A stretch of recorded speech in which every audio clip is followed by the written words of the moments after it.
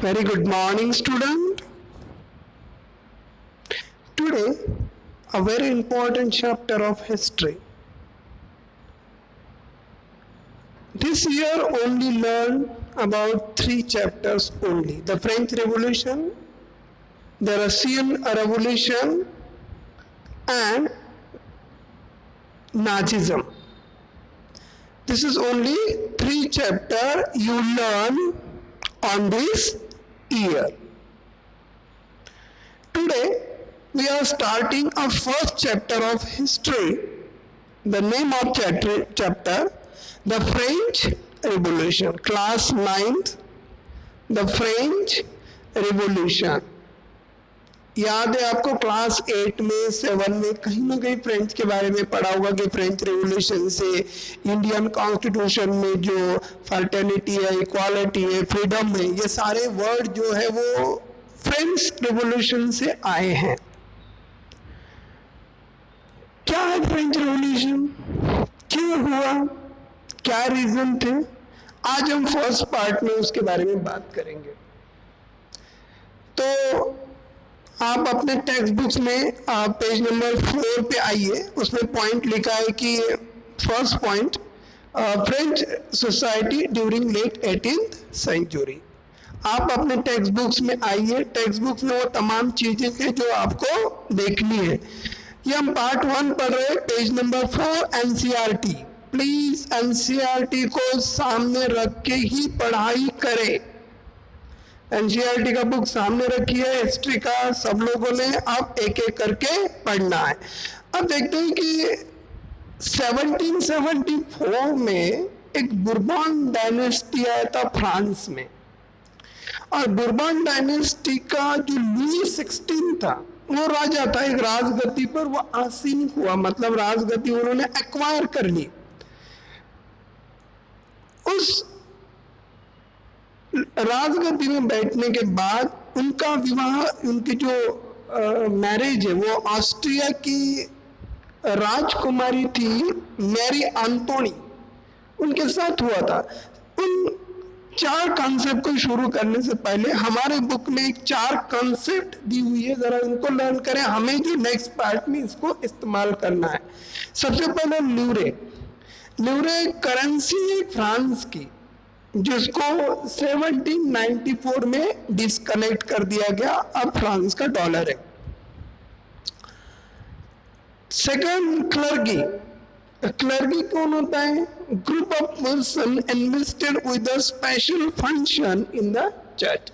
जो चर्च में काम करने वाला जो पादरी होता है, या चर्च में काम करने वाला जो हेड होता था, या चर्च में काम करने वाले जो धर्म गुरु थे, उस धर्म गुरु को जो स्टेटस मिला था फ्रांस में, उस स्टेटस को हम क्लर्गी कहते हैं. और खासकर जो टीते था, टीते का मतलब क्या होता है? एक टैक्स लगाया गया. यह कर क्या था? ये एक चर्च के द्वारा वसूल किया हुआ रिलीजियस टैक्स था. A church levied by church compromising 1/10 of the agriculture product. यह जो कर था, ये जो जहां पे चर्च थी उनको, जो एग्रीकल्चर में जो खेती करने वाला फार्मर था, वो अपने प्रोडक्शन का 1/10 हिस्सा वो किसको देता था? चर्च को देता था. तो वो जो टैक्स था इसको कहते हैं टीते. और जो टाइल का मतलब क्या होता है कि सीधे जो फ्रांस को दिया जाने वाला, मतलब जो फ्रांसिस गवर्नमेंट थी उस गवर्नमेंट को दिए जाने वाला टैक्स. तो इसे हम 4 कॉन्सेप्ट कहते हैं, जो पेज नंबर 4 पे न्यू वर्ड्स में आपको मिल जाएंगे. 4 वर्ड्स. ल्यूरे एक फ्रांस की करेंसी थी जो 1794 में डिमोलिश हुई. क्लर्गी जो चर्च में काम करने वाला पर्सन, उसको हम क्लर्गी कहते हैं. टीते एक एग्रीकल्चर, अपने इनकम का 1/10 हिस्सा चर्च को कर के टैक्स के रूप में दिया जाता है, उसको हम कहते हैं टाइथ. और टाइल्स का मतलब होता है कि सीधा जो टैक्स हम जैसे अपने इंडियन लैंग्वेज में कहते हैं इनकम टैक्स, वैसे इनकम टैक्स सीधा स्टेट को दिया जाता है, हम गवर्नमेंट को देते हैं. बस सेम ऐसी कंसेप्ट है. Now the start of the first point. Economical conditions बात करते हैं कि 18वीं 18th सेंचुरी में फ्रांस की कंडीशन क्या थी। जब उम्र के 20 इयर्स में बुर्बन डायनेस्टी, जो उम्र के 20 years, he was 20 year old and married to Antoinette, prince of Marie Antoinette. Marie Antoinette से लुइस 16 का जब विवाह मतलब मैरिज हुआ, तब वो बुर्बन डायनेस्टिक उनका जो घराने का नाम था, उसका जो हाउस का नाम था, जहाँ पे लुइस 16 आते हैं, लुइस 16 के हाउस का नाम था, मतलब उसके घराने का नाम था बुर्बन डायनेस्टी। और बुर्बन में वो 1774 में सत्ता में आया। याद रखना, बुर्बन राजवंश का जो लुइस 16 था वो राजगद्दी में आया और वो 20 साल की उम्र में ऑस्ट्रिया की राजकुमारी जो मैरी आंटोनी थी उससे विवाह किया। उस समय की इकोनॉमिक कंडीशन क्या थी ये भी समझना जरूरी है फ्रेंड्स। जब आउटब्रेक समझना है तो उससे पहले कुछ कंडीशन हमें समझनी पड़ेगी। तो क्या था कि पूरा जो ट्रेजरी था, जो खजाना था सरकार का, वो तो खाली था। जब लुइस 16 सत्ता में आया तब उसके पास जो राज दरबार में जो खजाना होता है, जो ट्रेजरी होती है, वो पूरी तरह से क्या हुई, एकदम डाउन कंडीशन था। मतलब उसमें कोई पैसे वाली की चीज थी नहीं।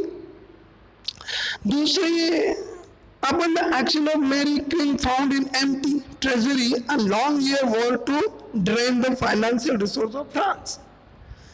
एक लंबे समय तक चले युद्ध के कारण फ्रांस के वित्तीय संसाधन जो थे वो नष्ट हो चुके थे। देखिए, दो रीजन, एक तो न्यू किंग आया लेकिन उसके पास खजाना खाली था। लंबे समय से जो अदर स्टेट के साथ युद्ध चल रहे थे उससे फ्रांस की जो फाइनेंशियल रिसोर्स थे वो पूरी तरह से डिमोलिश हुए, ड्रेन हुए। Added to cost of the maintaining and advent court of the palace of Versailles, जो वर्साई के विशाल महल, मतलब वर्साई का जो वर्साई जो नाम है वहाँ का एरिया का वर्साई, वहाँ के महल और राज दरबार, इनका खर्चा इतना ज्यादा था, इतना फजूल खर्चा था। मतलब very event court is an place of Versailles, इनके cost maintaining an event of the court at this emerge place of Versailles.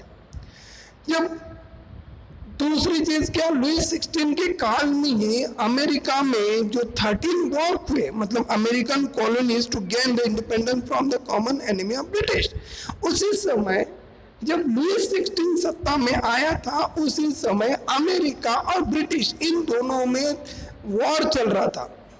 और उन्हें 13 जो वॉर चला था, उस वॉर में लुइस 16 ने अमेरिका को सपोर्ट किया और उसे बेहताशा उसको हेल्प करने की कोशिश की।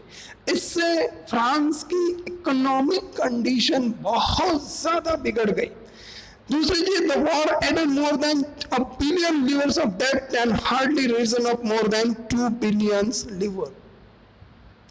इस युद्ध से जब चल रहा था तब अरब लीवर, जब उसका अभी फ्रांस का जो करेंसी था उस समय का लिब्रे, वो लगभग 10 अरब लिब्रे से भी ज्यादा कर्ज हुआ था। सोचो, 10 बिलियन से भी ज्यादा, 2 बिलियन लिब्रे, मतलब लगभग 10 बिलियन कर्ज से डूबा था। और उससे कर्जदाता को अब 10% ब्याज की मांग करने लगे थे। ये बहुत बड़ा issue. The war added the billion of debt that already risen to more than 2 billion livres. 2 billion livre, 2 Arab Libre का बोझ चढ़ा हुआ था। इतना ज्यादा बोझ चढ़ा था ब्रिटेन से। The war added billions livre that already risen up 2 billion, मतलब पहले 10 अरब खर्च हुए थे और ब्याज के रूप में और 2 बिलियन खर्च हो गए। तो इससे मात्र फ्रांस की इकोनॉमिक कंडीशन बहुत ज्यादा बिगड़ गई। अब एक एक करके देखते कि द कॉजेस ऑफ रिवॉल्ट। अब ये जो रिवॉल्ट है आप देख रहे हो 1 2 3 4, ये 4 रीजन है, political reason, social reason, economic and and intellectual reason. तो वन बाय वन देखते हैं। सबसे पहले जो फ्रांस में रिवॉल्ट हुआ, क्यों हुआ, इसके मेन रीजन क्या थे? एक एब्सोल्यूट मोनार्की, राजशाही पद्धत जो थी वो बहुत खतरनाक थी और वो पूरी तरह से अपने को भगवान मानते थे और बाकी लोगों को गुलाम मानते थे। ये एक बहुत ही क्रिटिकल कंडीशन फ्रांस में क्रिएट हो चुकी थी। Second thing, social reason. अभी हम आगे आने वाला पार्ट सोशल रीजन ही पढ़ेंगे। उसमें 3 कैटेगरी में समाज डिवाइडेड था।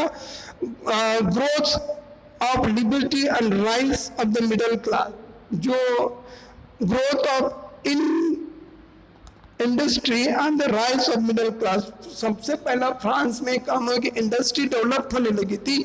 इंडस्ट्री से और कुछ जो चीजें थी वो भी डेवलप होने लगी थी, मिडिल क्लास ग्रोइंग होने लगा था और वो अपने हक की बात करता था। उस समय समाज 3 कैटेगरी में डिवाइडेड था, first state, second state and third state.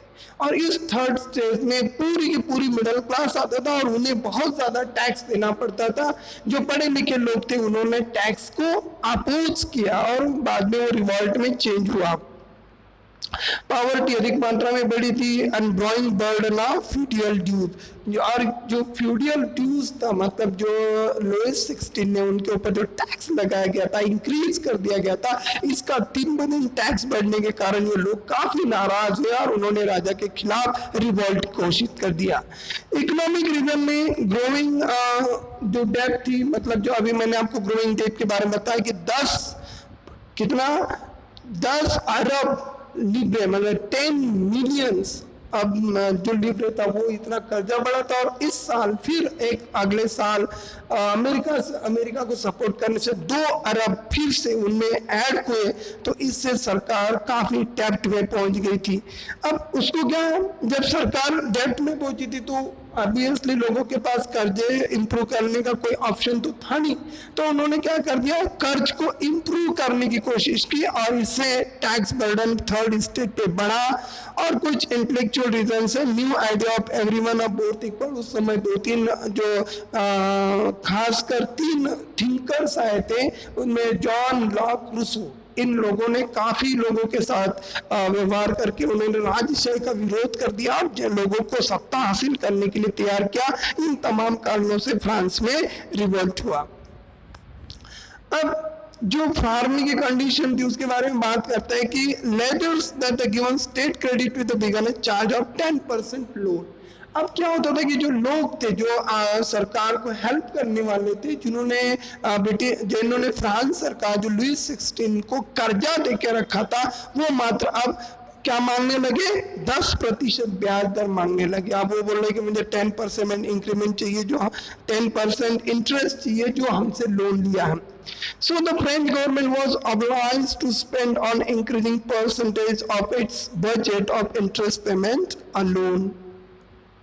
अब हुआ क्या कि इससे जो फ्रांस गवर्नमेंट थी, उस फ्रांस गवर्नमेंट का जो खर्चा था वो ज्यादा से ज्यादा जो कर्जे उठाए थे उसी के ऊपर देने के लिए लग गए थे। ज्यादा से ज्यादा पैसे खर्च, जो ब्याज था वो ब्याज को लौटाने के लिए ही लोगों के पैसे देने लगे।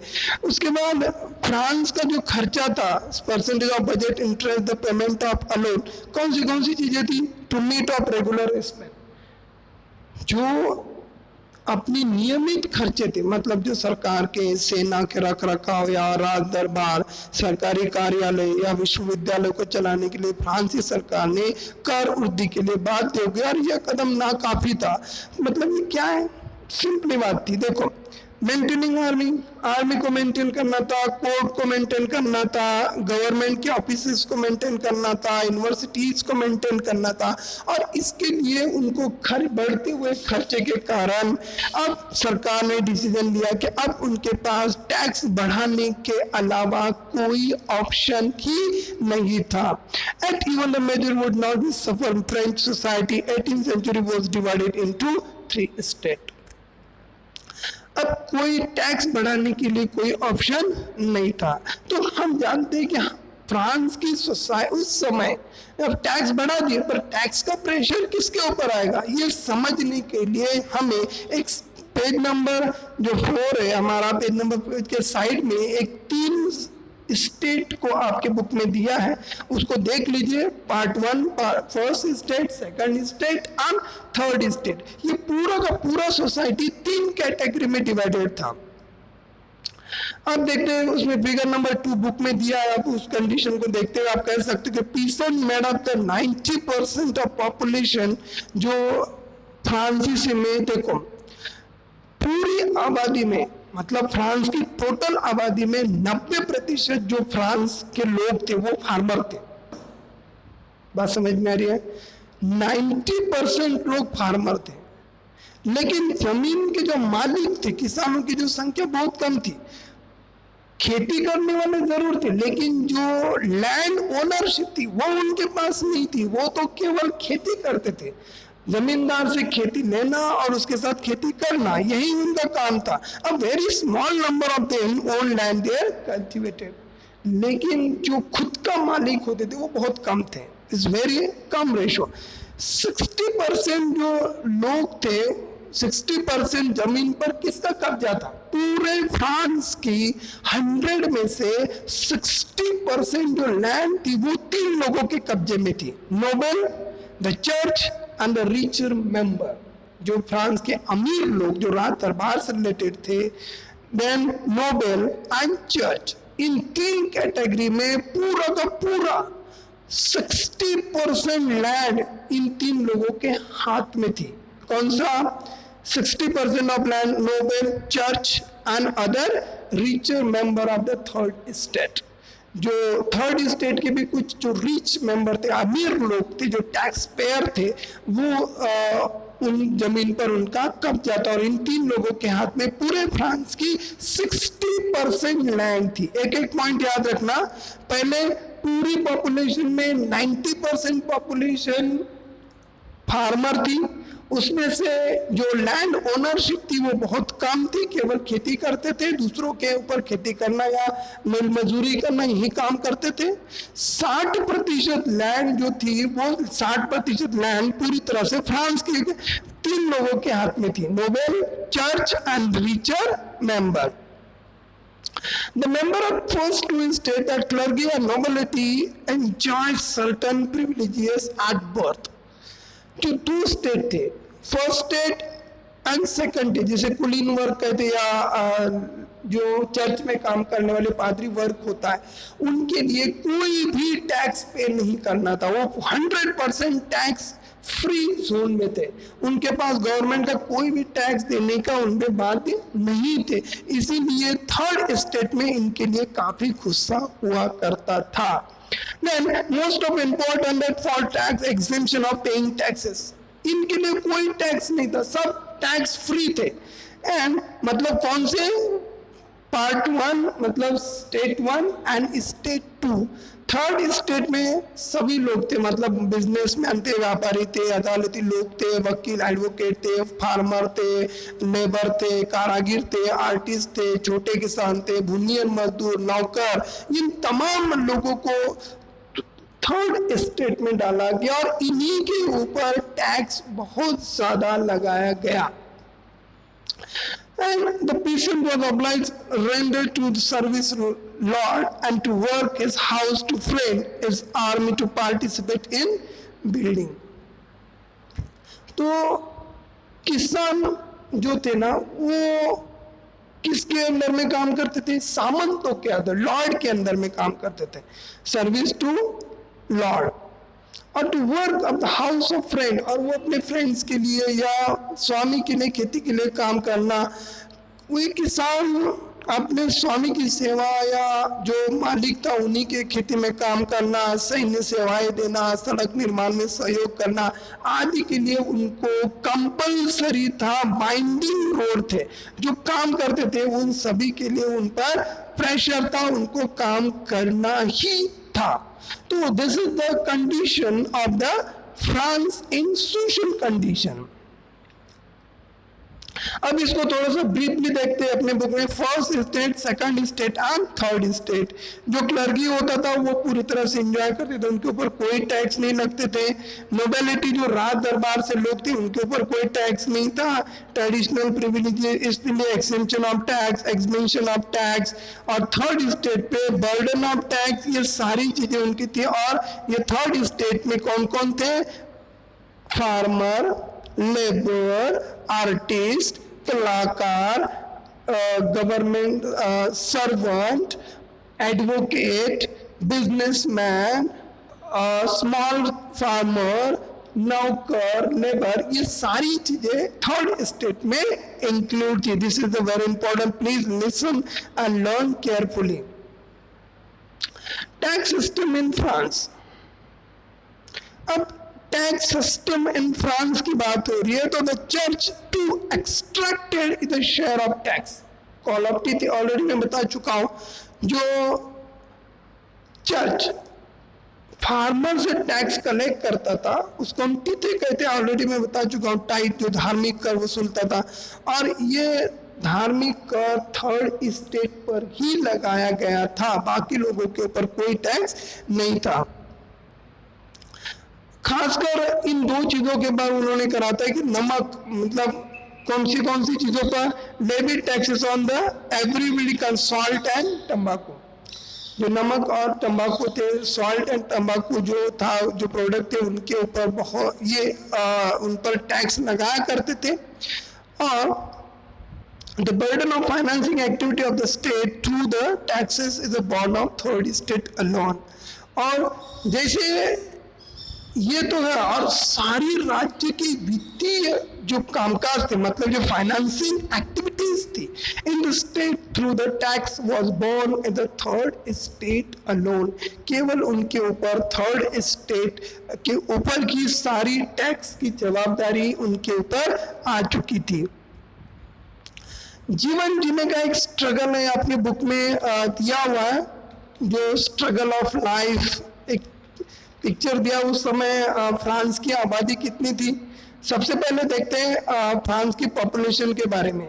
France population rose from about 23 millions, मतलब 23 मिलियन से बढ़कर 28 मिलियन तक हुई।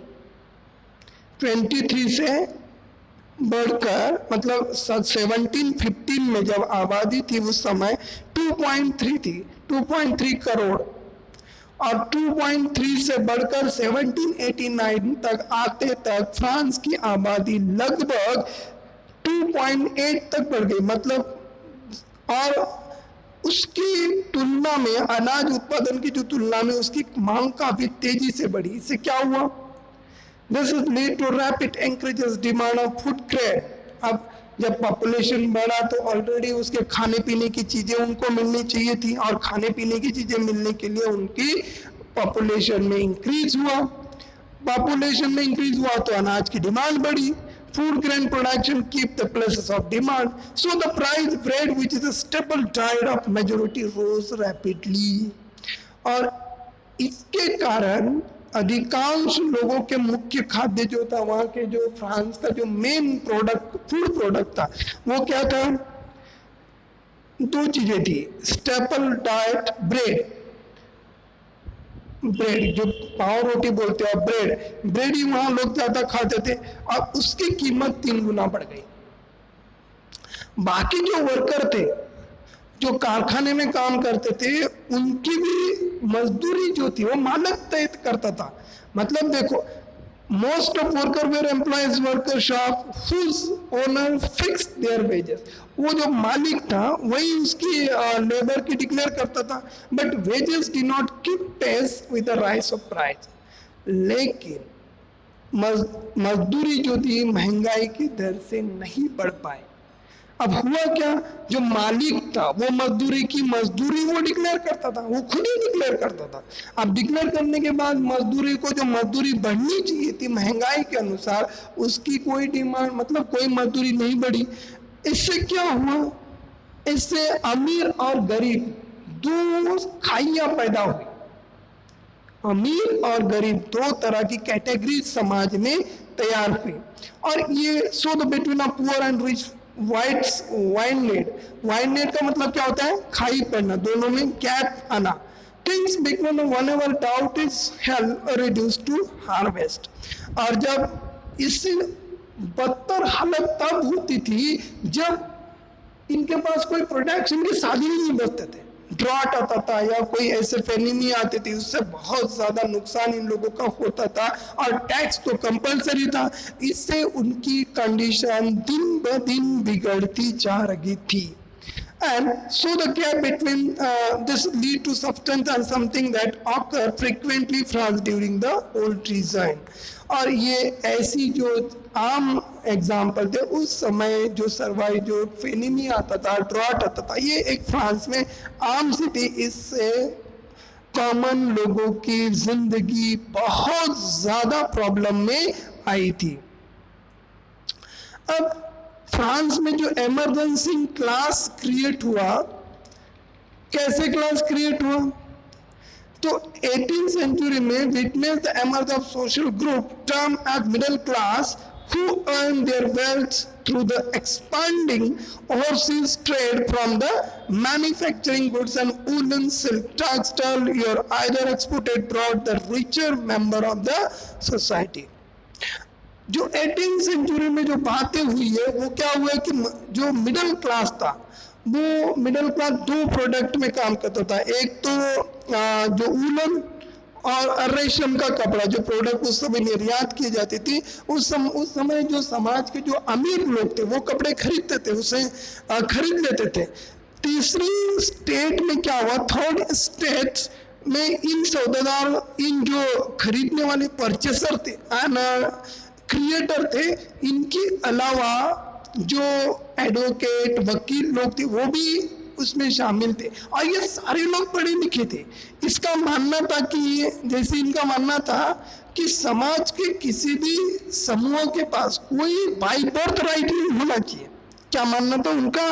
देखो, the addition of the merchant and manufacturer third estate including professional lawyers and administration officers।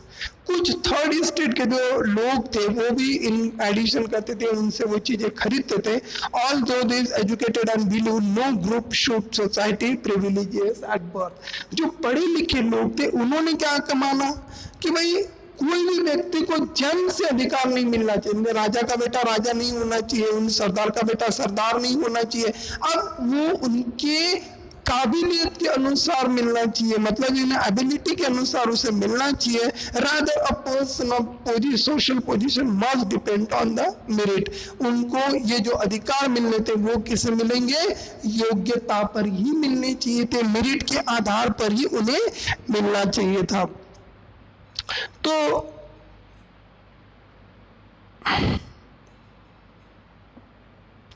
अब इनके बाद आता है कि रूसो ने इन्हीं मुद्दों को आगे चल के उठाया और उन्होंने एक बुक लिखा था, उसका नाम था treatise of the treatises of the government. उन्होंने एक बुक लिखा था, उस बुक का नाम आपकी बुक में दिया हुआ है, आप उसको पढ़िए, स्पिरिट ऑफ लॉज। इस बुक का नाम था स्पिरिट ऑफ लॉज। और इन स्पिरिट ऑफ लॉज में उन्होंने अपनी तमाम चीजें उन्होंने कही थी। देखो, बुक का नाम एग्जाम में पूछा जाता है, द स्पिरिट ऑफ लॉज किसने लिखा? रूसो ने लिखा। Montesquieu propose a division of power within the government between the legislature, executive and judiciary.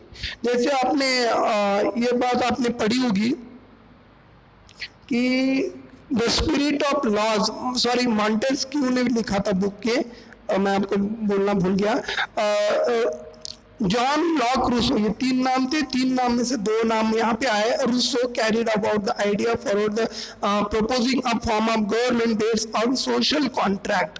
जो रूसो ने बुक लिखा था वो था सोशल कॉन्ट्रैक्ट, जो मॉन्टेस्क्यू ने बुक लिखा था वो स्पिरिट ऑफ लॉज।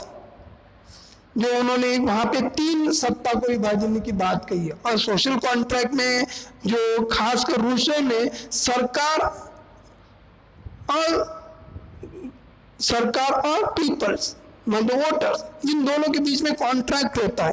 लोग टैक्स तब देंगे जब राजा उनकी टैक्स से उन्हें वापस वो राइट, अधिकार, उनके जो कर्तव्य उनको दे देता है। मतलब लोग और गवर्नमेंट इन दोनों ने कॉन्ट्रैक्ट किया कि गवर्नमेंट कैसे चलनी चाहिए। ये उनकी बातें थी जो ऋषि की। द स्पिरिट ऑफ लॉज में मॉन्टेस्क्यू ने अपनी 3 न्यू आइडिया रखी। एक पूरे गवर्नमेंट को 3 कैटेगरी में डिवाइड किया, एक legislature, executive and judiciary. Already ये आपको सबसे पहले लेजिस्लेचर कौन होता है? MP, MLA, member of parliament, member of legislative assembly. मतलब पार्लियामेंट से रिलेटेड जो भी पर्सन है उन सभी पर्सन को हम लेजिस्लेचर कहते हैं। एग्जीक्यूटिव का मतलब क्या होता है? जैसे आपको पता है कि IAS, IPS, IRS officer India में सिलेक्ट होते हैं, उनके हाथ में सत्ता दी जाती है, जिला अधिकारी आप कहते हो। उन सभी अधिकारियों को हम एग्जीक्यूटिव कहते हैं। और फ्रांस में जो गवर्नमेंट सर्वेंट थे वो सारे के सारे गवर्नमेंट सर्वेंट एग्जीक्यूटिव ऑफिसर के बोर्ड में आते थे। और जुडिशरी, वहां की जो कोर्ट थी, चर्च थे, उन चर्च के अधिकार के बारे में जो बातें कही गई है, उन 3 कैटेगरी में समाज को डिवाइड करने के बाद मॉन्टेस्क्यू ने अपना book the spirit of laws में कही थी। जब ये बातें चल रही थी उस समय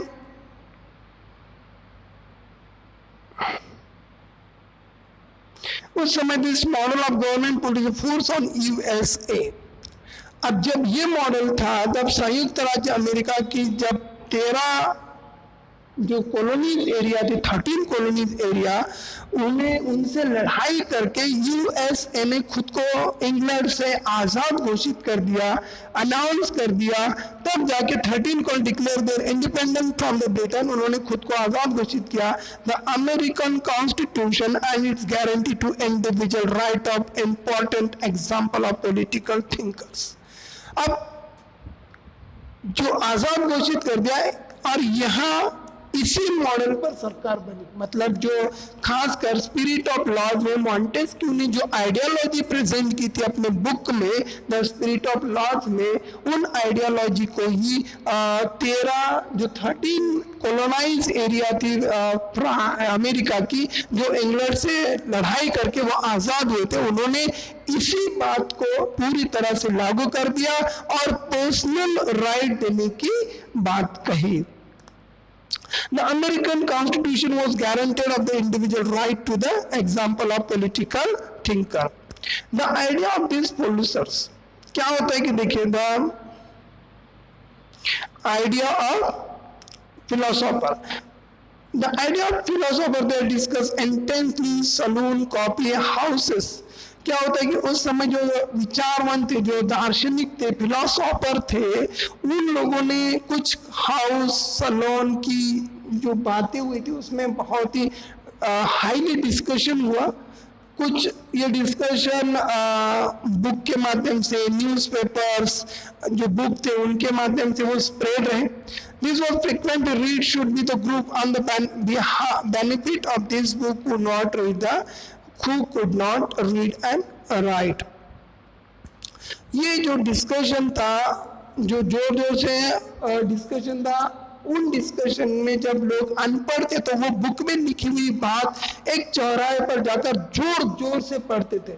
इससे जो अनपढ़ लोग थे वो भी इनकी बातों को समझ सकते थे। जब लुईस 16 के द्वारा जब राज्यों को जो खर्च होने लगा था, राज्यों को the Lewis 16 is a plan of impose for the taxes available to meet the expense the state government anger and protested against the system of privileges. तो जब लुईस 16 की बात लोगों को पता चली कि लुईस 16 अब बहुत ज्यादा टैक्स लगाने वाला है, उसके ऊपर टैक्स की मात्रा बढ़ने वाली है और उनके जीवन में फिर एक बार बहुत प्रॉब्लम आने वाली है, इससे मात्र जो पढ़े लिखे लोग थे वो तो गुस्साए थे, लेकिन उन्होंने जोर जोर से बुक में जो लिखी हुई बातें लोगों को पढ़ के सुनाई। इससे जो अनपढ़ लोग थे वो भी गुस्से में आए और धीरे धीरे राजा के खिलाफ रिवॉल्ट की परिस्थिति फ्रांस में तैयार हुई। So this is the first part of the chapter. Please please learn it, see on your textbooks, learn it. Each and every concept should be properly understand. So this is the recap. Last 1 minute के अंदर अपन recap करते हैं. सबसे पहले हमने concept देखी थी जो पेज नंबर 4 पे है, ल्यूरे, क्लर्गी, टीथे एंड टाइल्स. उसके बाद हमने इकोनॉमिक कंडीशन देखी थी. राजकोष पूरी तरह से खाली था. जब 20 साल का था तब ही उन्होंने जो ऑस्ट्रिया की राजकुमारी थी मैरी एंटोनी के साथ उन्होंने विवाह किया. विवाह के बाद राजकोष बहुत ज्यादा खाली था. अब उसको ऐड आर्मी के खर्चे, राज दरबार का फिजूल खर्चे, ये कंटिन्यूअसली बढ़ते जा रहा था. इससे मात्र सरकार के पास कोई ऑप्शन नहीं था कि टैक्स को इंक्रीज करे. तो ये इवेंट था. फ्रेंच जहाँ की कंडीशंस क्या थी, आर्मी कंडीशन, उस समय युद्ध काफी बढ़ चुका था, इसमें लोगों के ऊपर टैक्स लग गया था. 10 बिलियन लीवरे उनके ऊपर कर्जा था. उसके ऊपर हर साल 2 बिलियन लीवरे उनके टैक्स या इंटरेस्ट देना पड़ता था. इससे फ्रांस की इकोनॉमिकल कंडीशन बहुत ज्यादा बिगड़ गई. कौन से खर्च थे? Expenses, cost of maintaining army, court, running government, official, university, state post वगैरह सब चलाने के लिए उनको लगता था. सोशल कंडीशन में 3 स्टेट आपको पता है कि first state, second state and third state.